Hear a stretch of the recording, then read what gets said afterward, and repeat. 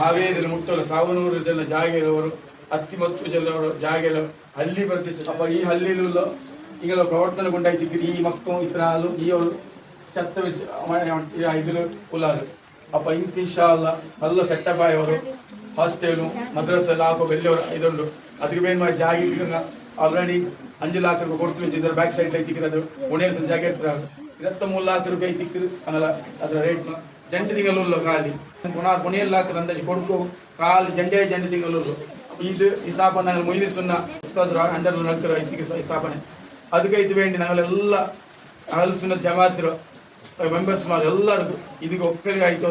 ಸಹಾಯ ಆಗ್ತದೆ.